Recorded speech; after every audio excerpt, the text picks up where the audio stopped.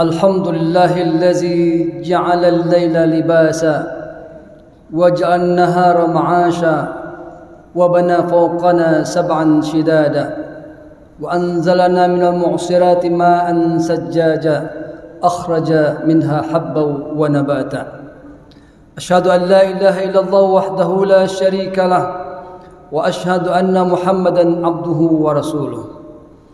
Yang sama-sama kita muliakan pengurus masjid Raya An-Nur, para tuan-tuan guru, para imam, tuan-tuan dan puan jemputan Allah Subhanahu wa taala dalam rangka melaksanakan salat subuh berjamaah dan sebentar kita beriktikaf, bertafakur, bermuzakarah. Semoga ilmu kita terus bertambah, amin ya rabbal alamin. Bersyukur kita kepada Allah Subhanahu wa taala dengan mengucapkan alhamdulillah.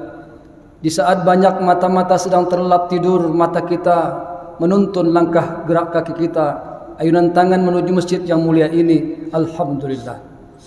Di saat banyak kaki-kaki melemas, tangan tak bergerak, denyut nadi pun tak kuat, mereka terlelap tidur asik hari ini, kita pun sudah berada di masjid ini melaksanakan salat subuh berjamaah, alhamdulillah. Di saat banyak orang disibukkan mengurus dunia ini, berangkat pagi dan bahkan di kegelapan subuh tadi, ke pasar, ke sawah ladang, ke sungai dan seterusnya, alhamdulillah Allah menuntun gerak kita menuju masjid yang mulia ini. Di saat ada sahabat, rekan, kawan, tetangga kita yang terbaring di rumah sakit, berniat dia, berkeinginan ia untuk menuju masjid melaksanakan salat berjamaah, tapi tak punya daya dan kekuatan, kita alhamdulillah Allah menghantarkan kaki kita bergerak menuju masjid ini. Allah mengayunkan tangan kita, menjernihkan pikiran kita, memberikan waktu yang luang kepada kita, sampailah kita duduk bersujud di masjid yang mulia ini. Maka tidak ada kecuali ucapan alhamdulillah. Dengan rangkaian amal-amal tadi, semoga Allah catat kita sebagai orang yang bersyukur kepada Allah Subhanahu wa taala, sehingga Allah pun berkenan menyampaikan janjinya, la azidannakum, Allah akan pasti tambah rezeki nikmat itu, sehingga insyaallah bercucuran dari langit, keluar dari permukaan bumi keberkahan yang akhirnya lahir kepada kita semua. Allah letakkan cahaya iman sehingga kita semua berhak menggapai kehidupan bahagia di dunia dan insyaallah pun bahagia di akhirat. Amin ya rabbal alamin. Salawat dan salam semoga terus kita dengungkan di hati nurani kita sebagai tanda cinta kita kepada baginda Rasul Muhammad sallallahu alaihi wasallam, dan mengucapkan Allahumma salli ala Muhammad wa ala ali Muhammad. Assalamu alayka ya Rasulullah. Kecintaan dengan ucapan salawat tersebut juga dirangkai dengan amal-amal soleh mengikuti sunnah-sunnah Rasul tersebut, sehingga pun kita berhak menggapai syafaat beliau di hari akhirat kelak. Amin ya rabbal alamin. Bapak Ibu, tuan dan puan jemputan majlis di masjid yang mulia ini yang dirahmati Allah Subhanahu wa taala. Kita melanjutkan tema kita minggu yang lalu tentang zakat, yang hari ini mungkin fokus kepada zakat fitrah. Sebagaimana dahulu kita terangkan tentang perkara harta, itu ada potensi dia akan terus dipertanggungjawabkan oleh kita walaupun hanya serupiah. Di banyak buku-buku sufi pernah diceritakan bahwa dahulu ada orang yang sangat kaya raya, terhormat, terpandang, punya harta di mana-mana, tapi manakala sakaratul maut sudah menjelang, dia berkata kepada anak-anaknya, "Wahai anak-anakku, siapa gerangan di antara kalian nanti ketika ayah telah meninggal mau menunggu kuburan ayah 40 hari 40 malam, maka separuh harta ayah tak usah diwariskan, tapi untukmu." Serentak semua anak berkata, "Ayah, walaupun kami cinta sama ayah, walaupun kami cinta sama harta, tidak ada seorang pun di antara kami yang mampu mau menunggu ayah di kuburan 40 hari." Ayah pun berkata kepada saudara-saudara kandungnya, "Wahai saudara kandungku, siapa kalian yang mau nanti menungguku di kuburan 40 hari 40 malam, maka separuh harta kekayaanku kuberikan kepadamu." Serentak adik-beradiknya pun tidak ada yang mau. Akhirnya sang miliarder pun membuat pengumuman terbuka di tengah masyarakat kampung. Pengumuman datangnya dari Fulan bin Fulan, seorang tokoh kaya raya di negeri tercinta ini. Siapa di antara kalian yang sanggup nanti menunggu kuburanku 40 hari malam, maka separuh dari harta kekayaanku kuberikan kepadamu, tercatat di bawah notaris. Kira-kira begitu simpulan pengumumannya. Sampailah pengumuman itu ke ujung pegunungan dan dibaca oleh seseorang tukang kayu yang hari-hari menongkeh kayu yang kayunya dijual ke pasar. Datanglah dia ketika peristiwa meninggalnya tuan yang kaya raya tadi, dan dia datang kepada keluarganya. Wahai ahli waris, saya mendapat pengumuman di ujung gunung sana. Saya ingin hadir ke sini untuk menunggu kuburan orang yang telah meninggal ini. Spontan ketika kuburan mulai diuruk, mayat jenazah sudah mulai dimasukkan, semua orang sudah pulang, tinggallah si An-Najjar tukang kayu akan menunggu jenazah ini. Dibuatlah satu lubang kecil agar dia bisa menunggu kuburannya. Ketika semua langkah-langkah berakhir di kuburan, sedianya bagaimana diceritakan Pak Haris Sufi, baginda Rasul pernah bersabda, maka malaikat pun akan bertanya kepada jenazah. Ketika malaikat datang, ternyata yang dia hadapi ada seseorang yang masih belum pulang. Karena ada yang masih belum pulang, maka malaikat pun tidak bertanya kepada jenazah, tapi bertanya kepada yang menunggu jenazah tadi. Tuan, kenapa Tuan tak pulang? Semua orang sudah pada pulang. Apa kata tukang kayu? Saya ditugasi untuk menunggu jenazah ini 40 hari 40 malam. Oh begitu. Memangnya kamu siapa? Saya tukang kayu yang rumah saya jauh di atas gunung. Terus kerjanya apa? Kerjaan saya menongkeh kayu setiap hari dan saya jual ke pasar. Hari ini apa kekayaannya? Kekayaan saya adalah sebilah kampak yang saya pegang saat ini. Malaikat pun urung menanyakan perihal kepada jenazah yang baru saja meninggal, karena ada satu orang yang masih ngintip pertanyaan. Baik, pertanyaan kalau gitu saya alihkan kepadamu. Ini cerita ahli sufi ini. Artinya percaya atau tidak percaya tidak wajib untuk percaya, tapi diambil hikmahnya saja. Tuan punya sebuah kapak. Ini kira-kira kapak dari mana asal mulanya? Ditanya pertanyaan pertama, sudah mulai kikuk ini si tuan pemilik kampak. Kampak saya beli dari hasil menjual kayu di pasar. Awalnya saya tak punya kampak, saya minjam ke tetangga. Setelah saya tongkeh kayu, saya jual ke pasar, uangnya saya belikan kampak, dan inilah kekayaanku sampai hari ini. Baik, kalau begitu, kampak yang kau hasilkan dari jual ke pasar itu, dari kayu yang engkau tebang itu, kira-kira kayunya dari mana asal mulanya? Dari hutan? Kalau kayu itu dari hutan, siapa yang menanamnya? Mulai bingung, siapa yang nanam ini? Tak tahu dia. Tak tahu saya yang nanam siapa, yang jelas saya tebang pohon ini di hutan. Apa kata malaikat? Kalau begitu kamu harus mempertanggungjawabkan ini kayu dari mana asal mulanya. Besok saya akan datang lagi. Pulang malaikat. Hari pertama. Hari kedua malaikat datang lagi. Tuan, sudah dapat jawaban dari mana asal kayu yang kau tebang? Belum dapat. Kalau gitu pertanyaan kedua. Kayu engkau akan jual ke pasar, harganya berapa per potong? Kira-kira segini-segini. Dalam harga yang serupa, itu potongannya sama nak kira-kira? Semeter, sama nak 1 meter 1.000 rupiah dengan 1 biji ini semeter 1.000 rupiah? Wah, tak tahu juga, tak pernah ngukur. Yang jelas saya potong-potongannya saya bawa ke pasar. Yang agak panjang sedikit saya jual 1.000 rupiah. Yang agak pendek sedikit saya jual 1.000 rupiah. Wah, kalau begitu kamu tak adil dalam jualan. Bingung yang kedua. Kalau gitu besok saya pulang saya tanya lagi.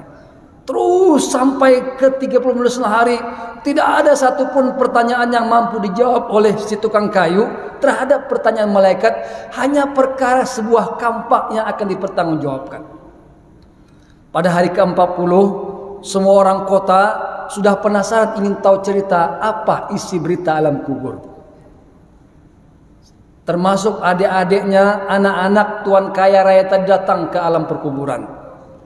Pada hari 40 hari sebelum malaikat datang, dia sudah keburu lompat ke atas kuburan dan orang semua berteriak gembira dan akan mendengarkan informasi berita baik cerita alam kubur.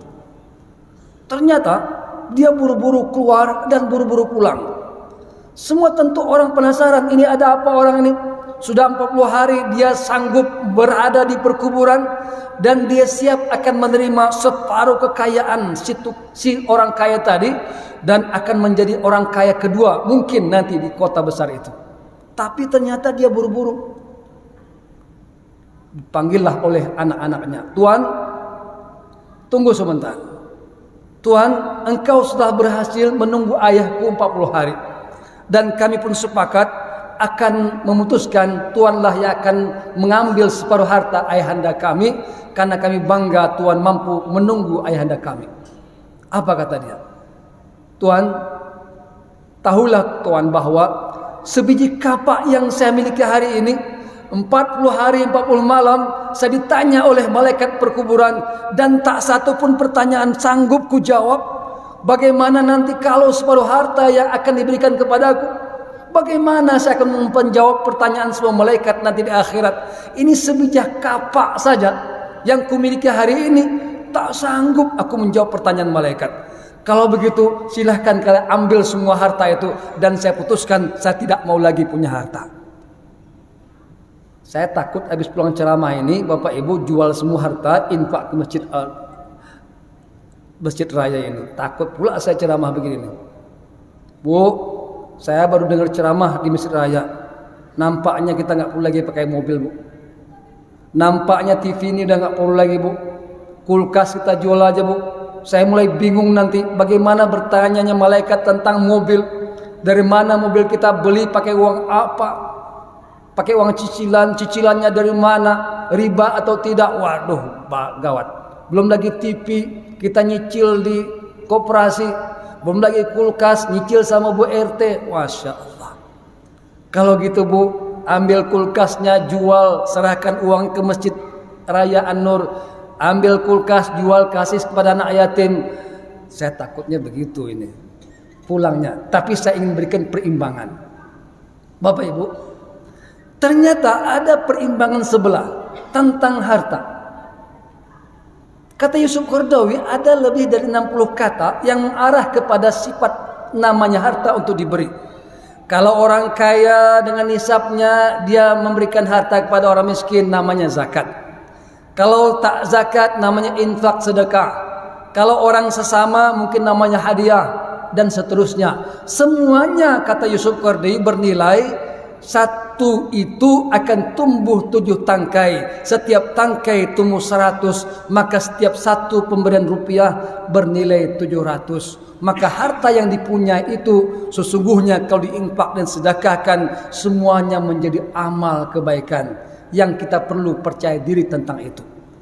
Bahkan kata Nabi, yang kau berikan harta untuk dirimu, kau minum dari hartamu, maka itu menjadi amal sedekah kepada dirimu. Yang kau hantarkan kepada anak istrimu menjadi sedekah kepada mereka semua. Yang kau berikan kepada sahabat sebagai sedekah, sebagai hadiah, maka itu menjadi nilai amal harta yang kau berikan padanya.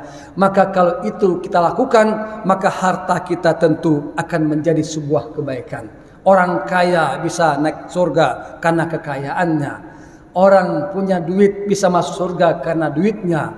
Maka tidak perlu betul takut dengan duit yang banyak. Yang penting di sana ada amal yang harus kita berikan. Bapak Ibu, Tuan dan Puan yang dirahmati Allah Subhanahu wa taala. Ini hanya mengawal untuk tema kita zakat fitrah. Mudah-mudahan kita punya jedah nanti untuk dialog sesaat tentang tema itu. Bapak Ibu, minggu yang lalu saya bercerita tentang zakat mal secara umum. Hari ini kita coba membahas tentang zakat fitrahnya agar uang harta tadi menjadi amal. Zakat fitrah, Bapak Ibu, dahulu diwajibkan Allah Subhanahu wa taala bukan di Mekah. Padahal ayat-ayat zakat ayat cerita tentang zakat berada banyak di kota Mekah. Kapan perintah zakat fitrah? Justru hanya pada tahun kedua Hijriah. Persisnya ketika semua orang mulai berpuasa perdana ketika itu di kota Madinah. Qad aflaha man tazakka, kata Allah Subhanahu wa taala surah Al-A'la. Beruntunglah orang yang berzakat. Arti kebalikan maknanya, merugilah orang yang tak mau berzakat. Dalam hadis lain tentu maknanya beruntunglah orang bersedekah. Beruntunglah orang berinfak, beruntunglah orang tak pelit. Jadi kalau orang yang pelit punya harta simpan di bakul, punya duit simpan di bantal, punya duit simpan di peti, dia makan seadanya, siang tempe, malam tahu, besok tempe, malam tahu lagi. Duit banyak berlipat, uang disimpan di mana-mana, ketahuilah itu orang yang hidup dunia sengsara dan di akhirat masuk neraka yang paling dalam karena hidupnya pelit. Tapi manakala orang punya duit, dia gunakan untuk dirinya, digunakan untuk anak istrinya, maka itu pun akhirnya menjadi amal sedekah bagi yang punya duit. Kembali ke tadi, ketika zakat fitrah itu diwajibkan, maka umat-umat di kota Madinah pun akhirnya berbahagia tentang amal-amal ini.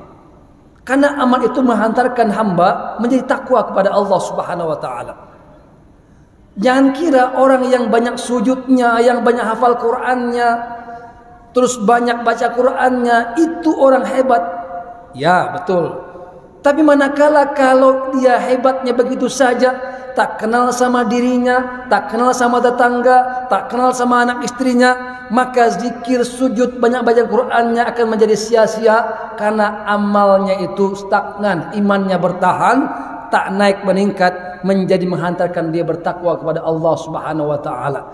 Karena surah Al-Imran 1:3, takwa itu adalah limpahan amal soleh dari orang beriman, lantas dia menjadi hamba yang kenal saudara-saudaranya, muncullah sebuah amal-amal sosial. Itulah orang bertakwa kepada Allah Subhanahu wa taala. Jadi, siapa sungguhnya yang wajib untuk berzakat fitrah? Kata ulama mazhab itu ada 3 syarat orang akan menjadi wajib berzakat fitrah. Pertama pasti Islam. Yang kedua, kapan dia zakat fitrah itu wajib? Kalau dia punya nyawa mulai terbenam matahari akhir Ramadan sampai khatib naik mimbar. Antara kalau dia punya nyawa antara setelah maghrib akhir Ramadan, antara saja sampai khatib naik mimbar, bukan sepanjang itu. Contoh Pak Ustadz, gimana kira contohnya? Masih bingung nih. Ada orang puasa 1 hari pertama Ramadan sampai 29 Ramadan. Hari ke-30 Ramadan menjelang beduk puasa, beduk akhir puasa itu, semangat girahnya menyambut datangnya Idul Fitri. Akhirnya dia berbuka terakhir. Pas detik-detik buka puasa, ternyata stroke, jatuh meninggal. Belum lagi buka puasa. Akhirnya belum masuk terbenam matahari Ramadan meninggal. Maka contoh seperti ini belum masuk kategori wajib dia berzakat fitrah. Kenapa alasannya? Nyawanya tidak ada pada rentang waktu itu. Contoh kedua, ada ibu-ibu yang hamilnya sudah 10 bulan, kelewat sebenarnya. Masuklah rumah sakit untuk melahirkan. Kapan masuk rumah sakitnya? 29 Ramadan. Pas masuk rumah sakit, ndak lahir-lahir. Buka 1, ndak lahir-lahir. Buka 2, istilah ibu-ibu Pak ya. Buka 2, buka 3, buka 4. Saya dulu berpikir juga istilah buka-buka itu buka apa gitu ya. Sampai buka 10 enggak lahir-lahir anaknya. Sampai khatib sudah naik di atas mimbar, turun pula di atas mimbar. Sudah khatib turun dari mimbar baru anaknya lahir. Maka anak yang tadi dikandung oleh ibunya yang sudah kelewatan masa kandungannya itu tidak diwajibkan untuk dizakati oleh ayahnya. Walaupun sesungguhnya dia sudah punya nyawa di kandungan maknya. Dalam teorinya dia belum hidup di dunia, maka dia belum wajib berzakat fitrah. Lantas contoh yang zakat fitrah seperti apa? Ada orang yang sakit koma, sudah 50 bulan, 5 bulan, masuk rumah sakit koma, nggak ngerti tentang dunia, hidup enggak, mati juga tidak, diimpus hidung, impus kaki, tapi berada di ICU. Kalau di komputer itu lurus, dek, lurus, artinya nyawanya masih ada. Kapan nyawa masih ada? Malam lebaran tuh nyawa masih ada. Maka orang seperti itu, mau dia besar, mau dia kecil, mau dia laki-laki, mau dia perempuan, mau dia sakit, mau dia sehat, masuk kategori syarat yang sudah wajib dia berzakat fitrah. Cuman jangan suruh dia yang zakati keluarga yang menanggungnya. Kenapa alasannya? Nyawanya masih ada. Itu syarat kedua. Syarat ketiga apa? Syarat ketiga, memiliki makanan untuk kebutuhan malam akhir Ramadan dan kebutuhan besok 1 Syawal. Punya makanan untuk makan pada malam dan siang besoknya. Kelebihannya cukup untuk berzakat fitrah. Syarat terpenuhi, Islam dia, ada nyawanya pada rentang waktu kedua tadi. Kemudian yang ketiga, ada kelebihan makanan, yang makanan itu cukup untuk malam akhir Ramadan dan cukup besok untuk 1 Syawal, kelebihannya cukup untuk berzakat fitrah, maka orang tadi wajib berzakat fitrah. Sekalipun yang akan dizakati berasal juga dari orang yang berzakat fitrah kepadanya. Oh, begitulah wajibnya zakat fitrah. Kenapa jadi begitu, Ustaz? Karena ini penting membentuk seorang yang punya nyawa itu menjadi bertakwa kepada Allah Subhanahu wa taala. Akankah dia mengenal orang saudaranya? Adakah di hatinya mengenal ada orang sekitarnya? Begitulah pentingnya memberi itu. Karena sifat memberi ini menghantarkan orang beriman menjadi bertakwa kepada Allah Subhanahu wa taala. Allazina yunfiquna fis sarra'i wad dharra.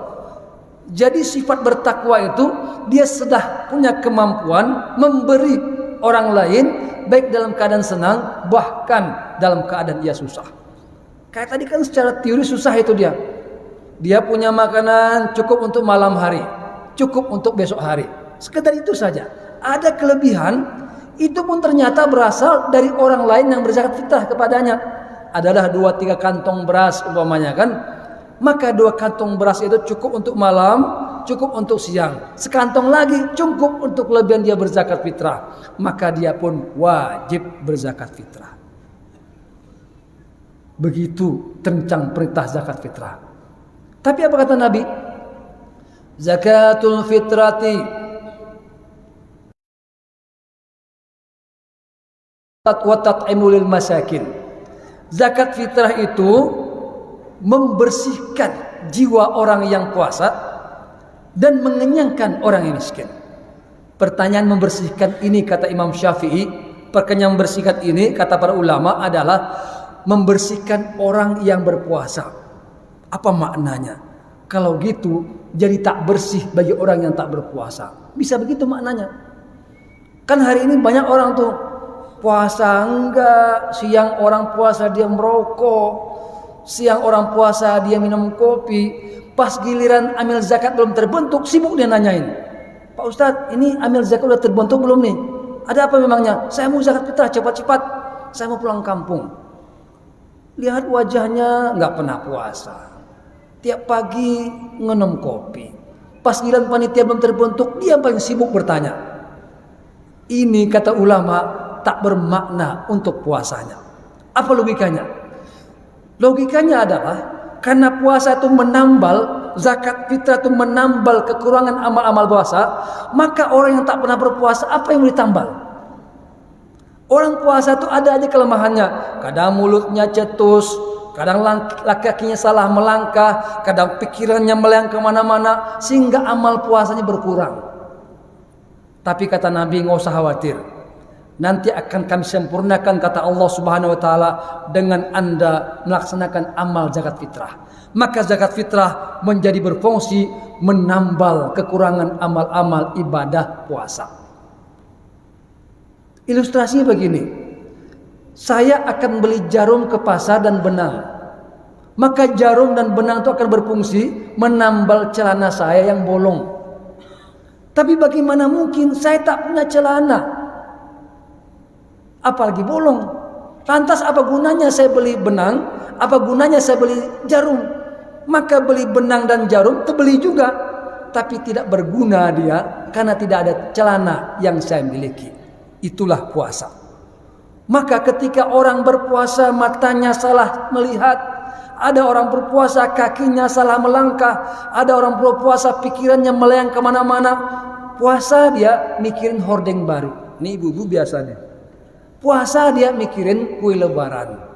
Itu mengurangi amal-amal puasa, tapi okelah, akan disempurnakan nanti amal puasanya dengan berzakat fitrah. Nah, begitu hebatnya zakat fitrah itu. Dan kata Nabi, tut'imul masakin, mengenyangkan orang miskin. Mengenyangkan ini kata Imam Syafi'i, mengenyangkan perut. Sehingga zakat fitrah itu harus pakai makanan pokok, tidak boleh pakai yang lain. Karena ilustrasi mengenyangkan itu hanya bisa makanan pokok. Maka zakat fitrah untuk kita beras.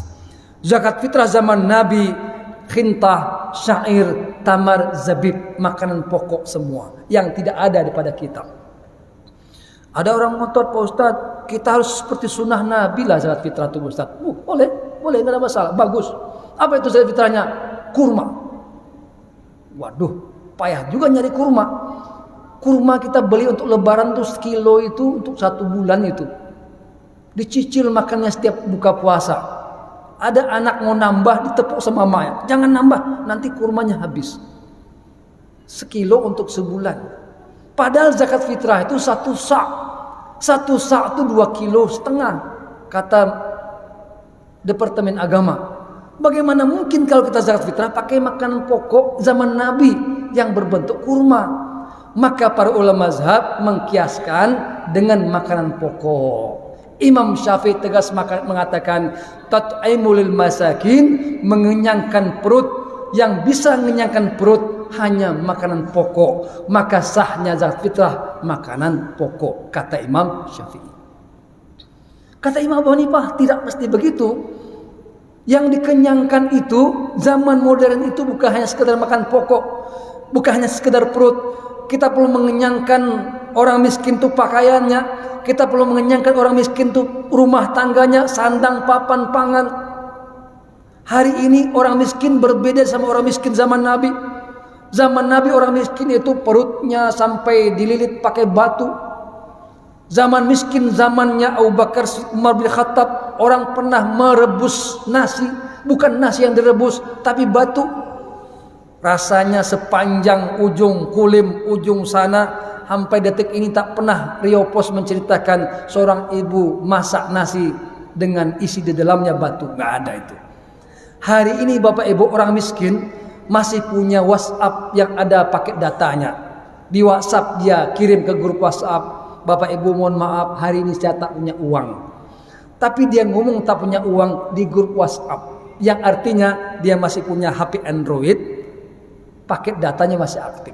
Itu dianggap masih orang miskin itu. Hari ini ada orang bikin tempel di dinding Facebook, termiskin di dunia. Tapi masih aktif Facebooknya itu. Itu orang miskin hari ini. Masih punya dia harta, tapi masih kategori orang miskin. Nah, kata ulama-ulama mazhab termasuk Imam Abu Hanifah, kalau gitu tidak cukup mengenyangkan perut, harus mengenyangkan sandang, papan, pangan. Jangan sampai nanti orang miskin rumah yang kontrakan diusir dari yang punya kontrakan, gara-gara kita zakat fitrahnya pakai beras. Contoh gini, kita antar beras ke rumah orang miskin malam hari dengan 2 karung beras. Pak, ini beras dari Masjid An-Nur untuk Bapak, untuk penerima zakat fitrah. Yang diterimanya 2 karung beras. Padahal nanti jam 12 malam itu limit untuk bayar kontrakan. Kalau nggak bayar, usir dari rumah tersebut. Apa kata dia? Mesti dia akan nggak bahagia itu. Apa kata Pak? Kami udah siap-siap kabur nih dari rumah ini. nanti jam 12 malam saya akan diusir sama yang punya rumah karena 3 bulan kontrakan belum bayar. Ini baju, celana sudah 2 karung ini siap diangkat ini. Bapak ngantar pula 2 karung beras, nambah beban Pak. Ini 2 pakaian sudah siap diangkut, berat itu Pak. Bapak ngantar pula 2 karung beras, kan tambah berat itu. Jadi nggak bahagia dan terima zakat fitrah. Tapi kalau kita hantarkan ke rumahnya uang 1 juta, tentu berkunang-kunang wajahnya bahagia. Dia berkata, Bu, malam hari ini kita nggak jadi terusir. Kenapa? Ini Masjid An-Nur ngantar duit zakat fitrah, cepat kita bayar ke rumah sana. Tak jadi terusir dia. Kenapa? Karena ada zakat fitrah, tidak lagi pakai beras saja, pakai uang. Maka bolehlah kata mazhab Abu Hanifah berzakat fitrah pakai uang. Lantas bagaimana Pak Ustadz? Kami maunya zakat fitrah pakai beras. Ya sudah, terima berasnya, bikin pembukuan beras. Tapi ada juga yang ngantar Pak zakat fitrah pakai uang. Ya sudah, terima uangnya, diakumulasi nilai harganya sesuai dengan template yang dikeluarkan Departemen Agama. Bikin pembukuannya. Ada pembukuan uang, ada pembukuan beras. Data baik-baik oleh amil zakat. Setelah itu hantar kepada orang miskin, ada berasnya, ada uangnya. Berasnya untuk dia masak, uangnya untuk beli lauk. Selebihnya untuk beli sendal lebaran atau selebihnya beli baju lebaran. Maka orang miskin dikenyangkan perutnya, dikenyangkan pakaiannya, dikenyangkan sandang papan pangannya. Sempurna amil zakat melaksanakan amal-amalnya. Jadi nggak usah ngotot. Pokoknya panitia hanya mau nerima zakat fitrah pakai beras. Itu betul kata Imam Syafi'i. Tapi beri ruang. Ada pendapat mazhab lain, kalau juga zakat fitrah boleh pakai mata uang. Pun kalau ngotot uang dinar real pula. Jadi situlah lebarnya mazhab yang membuat sebuah skema namanya analogi atau qiyas. Maka mudah kita beragama, tapi inti maqasid syariahnya tercapai. Apa itu? Mengenyangkan orang miskin. Yang dikenyangkan perutnya, makan dia. Yang dikenyangkan sendalnya, punya sendal dia untuk pergi sholat Idul Fitri. Yang dikenyangkan pakaiannya, bahagia dia pakai baju lebaran untuk pergi untuk pergi sholat Idul Fitri. Bayangkan Bapak Ibu, ada orang tak sanggup pergi lebaran, ada orang tak sanggup pergi sholat Idul Fitri karena nggak punya sendal. Ada orang tak sanggup sholat Idul Fitri karena nggak punya mukena baru. Ada orang nggak sanggup Idul Fitri karena nggak punya baju koko baru. Itulah yang harus diperhatikan amil zakat. Yang kalau menerima zakat juga perlu pakai yang lain agar orang miskin terkenyangkan segala sesuatunya. Itu skema tat'imul masakin, mengenyangkan orang miskin. Terakhir, kapan kita berzakat fitrah? Utamanya kata ulama mazhab, berzakat fitrah itu adalah antara terbenam matahari Ramadan sampai khatib naik mimbar. Itu utama, afdal. Tapi malam itu Pak Ustadz, panitia udah bubar. Nah, ini masalah kita. Malam itu Ustadz, para ayah-ayah sibuk. Sibuk apa? Yang panitia masjid ngukur sop-sop di lapangan. Udah sibuk semua tuh. Ibu-ibu paling sibuk itu. Nyiapkan hordeng baru, masang meja untuk siapa naruh kue lebaran. Wah, sibuk semua tuh. Belum lagi nanti rendang belum masak. Yang anak-anak, sibuk lagi tuh bikin daftar kunjungan besok rumah siapa saja. Semua pada sibuk. Akhirnya malam lebaran tidak lagi sebagai malam utama yang harus berzakat fitrah. Padahal malam lebaran itulah malam paling utama untuk berzakat fitrah. Nah, disinilah ulama menjadi cerdas memikirkan. Kalau lebih maslahat, lebih awal kata Imam Syafi'i, lebih awal kata Abu Hanifah, maka itu pun akhirnya dibolehkan. Imam Syafi'i mengatakan zakat fitrah itu boleh sejak awal Ramadan. Awal Ramadan sudah boleh zakat fitrah itu. Imam Maliki mengatakan boleh 3-4 hari menjelang lebaran. Apa gunanya? Agar uang zakat itu bisa dipakai untuk beli baju baru. Agar uang zakat bisa digunakan untuk beli kue baru lebaran. Sehingga ketika lebaran tiba, semua umat ini wajahnya cerah, sembriwing dan bahagia semuanya. Maka ketika itulah makna semua orang berbahagia. Orang kaya pun bangga lihat tetangga miskinnya bahagia. Orang kaya pun bangga lihat sahabatnya yang miskin bahagia. Maka ketika itu negeri menjadi bahagia keseluruhannya. Bapak Ibu rahmati Allah Subhanahu wa taala. Maka itulah sungguhnya skema berzakat itu. Tapi kalau ngotot ingin berzakat fitrah malam lebarannya, silakan. Langsung kepada sasaran silahkan. Kepada amil zakat menjadi amal baik. Agar apa? Agar terdatalah orang-orang yang akan menerima zakat itu secara proporsional. Kalau kita masing-masing berzakat, kadang-kadang Bapak Ibu, ada A orang miskin, ada B orang miskin, ada C orang miskin. Karena masing-masing kita ngasih zakat, kadang-kadang kita hanya berzakat kepada yang kita kenal. Kita kenal si A, zakat ke sana. B akhirnya nggak terima zakat, padahal mereka dulu sama-sama miskin. Sama-sama miskin. Tapi gara-gara kita nggak kenal, akhirnya kita salah ngirim sasaran. A banyak nerima zakat fitrah, si B dikit. Lama-lama antara orang miskin ini dialog. Nggak adil negeri ini. Bapak ibu banyak nerima zakatnya sampai 20 kantong. Saya cuma 2 kantong. Padahal kita sama-sama miskin.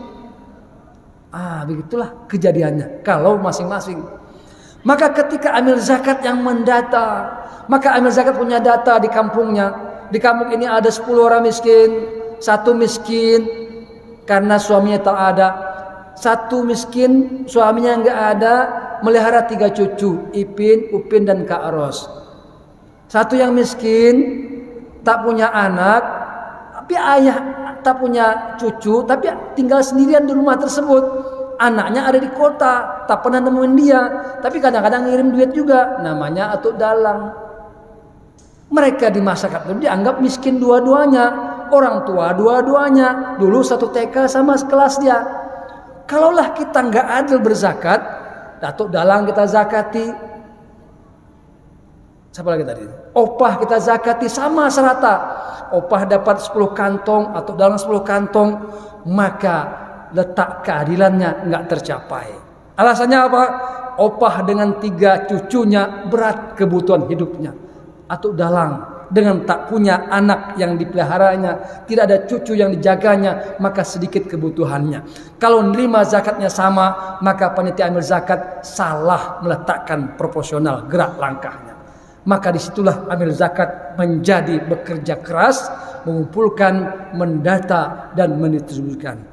Maka menjadilah amal soleh yang luar biasa kalau amil ini bergerak secara baik. Karena waktu sudah mau habis, saya silahkan kalau ada yang ingin bertanya tentang tema tadi. Silakan Pak. Assalamualaikum warahmatullahi wabarakatuh. Waalaikumsalam warahmatullahi wabarakatuh. Ketika menanyakan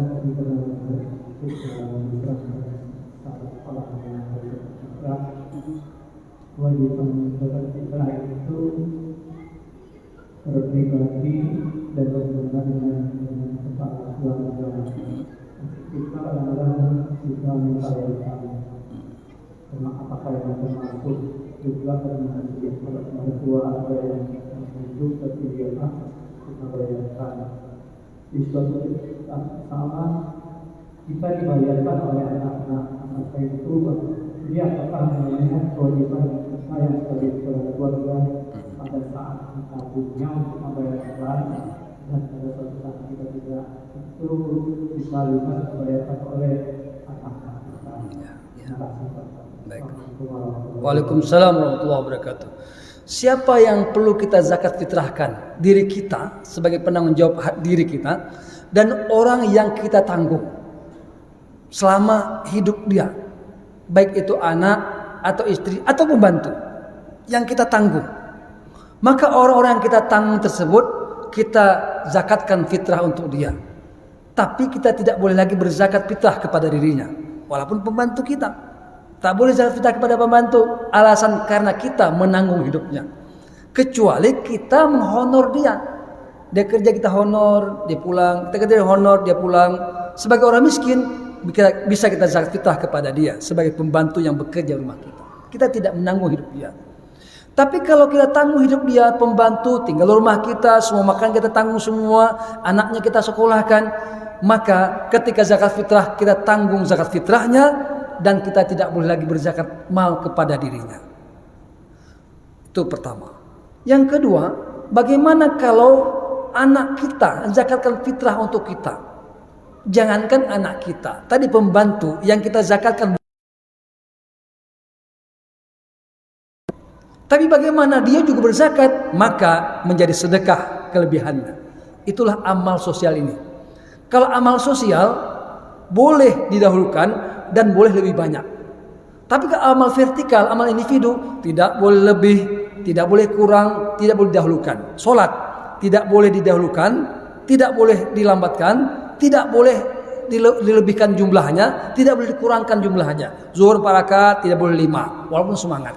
Tidak boleh 3. Tidak boleh jam 11, tidak boleh jam 5 sore.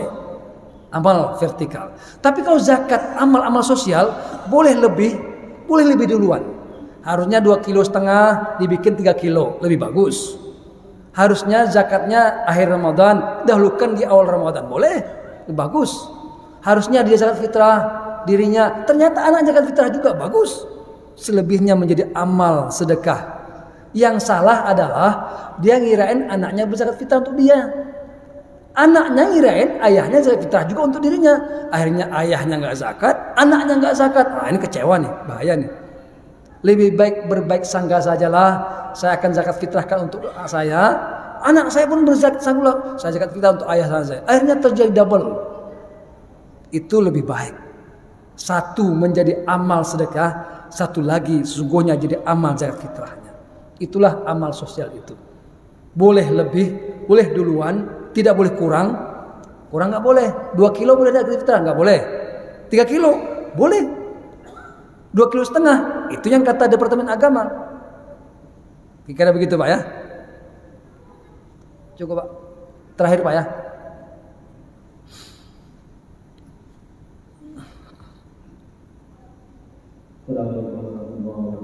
Waalaikumsalam warahmatullahi wabarakatuh. Ini ada tempat saya masalah asma.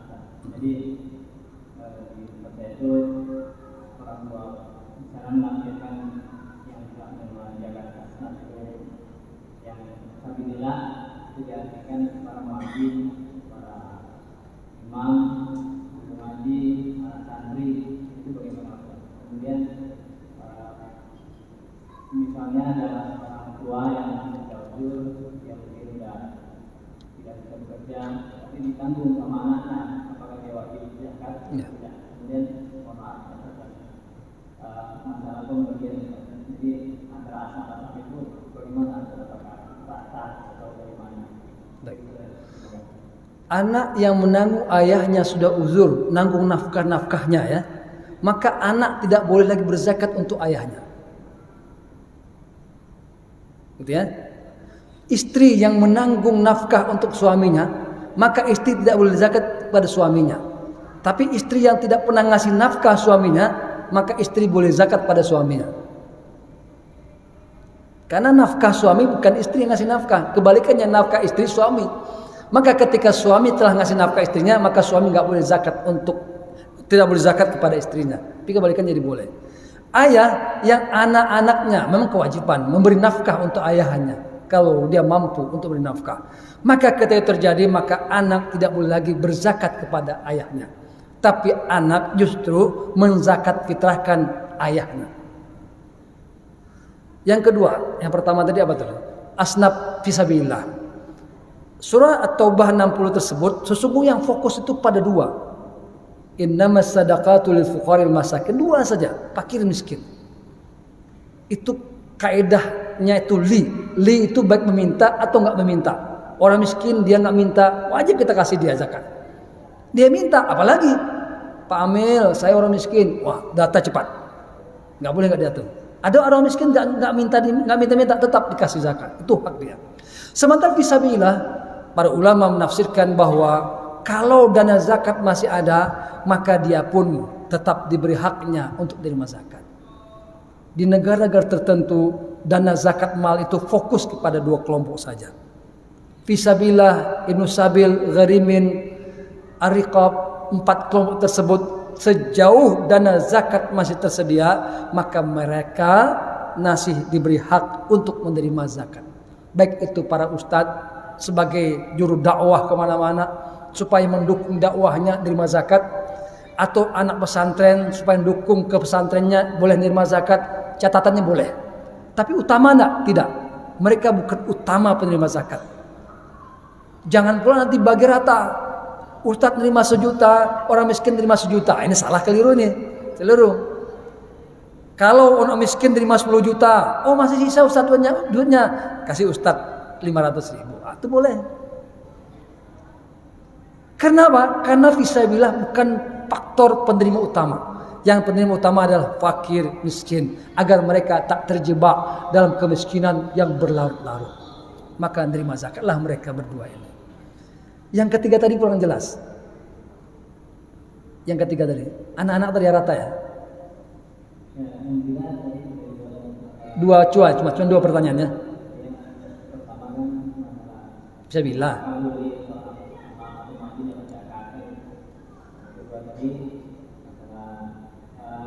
Orang tua yang tidak anaknya, apakah kita jaga atau tidak? Karena anaknya mampu, dia kebutuhannya diganggu anaknya.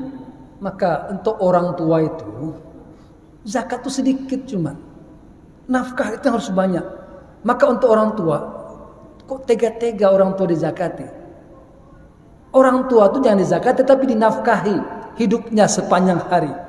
Maka ketika udah dinafkahi sepanjang hari, maka tidak boleh lagi berzakat kepadanya.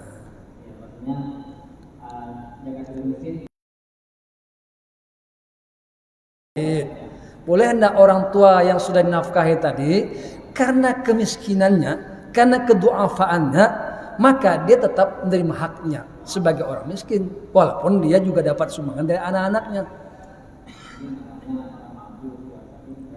Ya, kecuali dengan status anaknya memampukan ayahnya.